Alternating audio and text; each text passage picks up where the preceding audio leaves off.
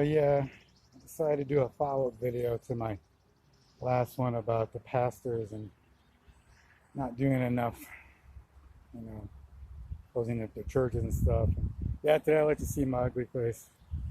I honestly have no idea how in the world someone as ugly as me ended up with such a gorgeous wife like my wife. Oh my word.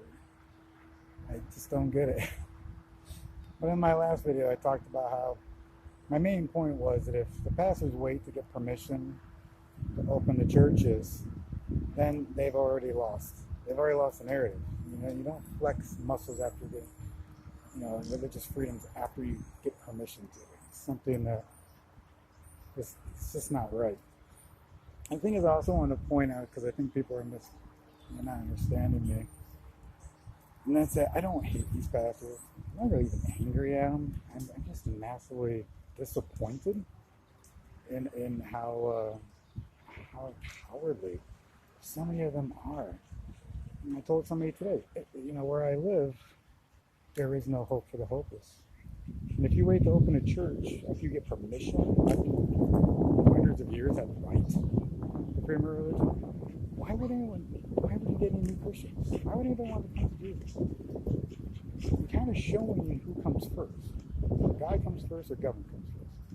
So I had this radical idea, this massive radical idea, maybe setting up an event that if people want to come and meet me, like at a park or something, and if they want to shake hands, they can shake hands. If they want to hug, they can get a hug. If they want to have a conversation for a few minutes, if they need just a few moments of human contact without being disease, then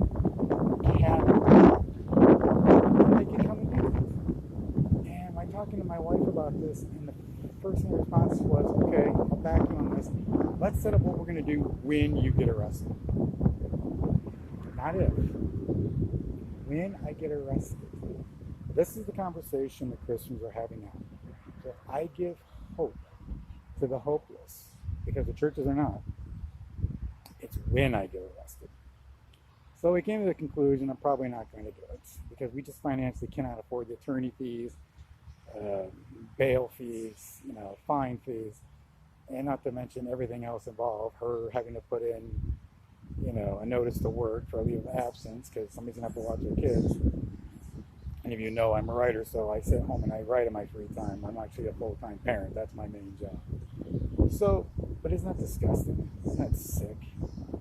You say, if you need human contact, I will give it to you. Is now considered basic knowledge as illegal. Wow. Think about that.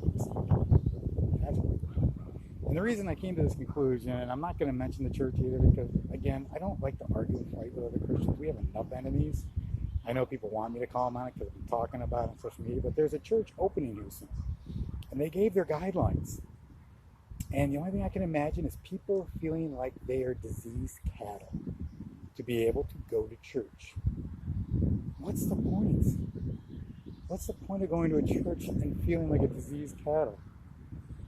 It doesn't make any sense. None of the numbers even matter at this point.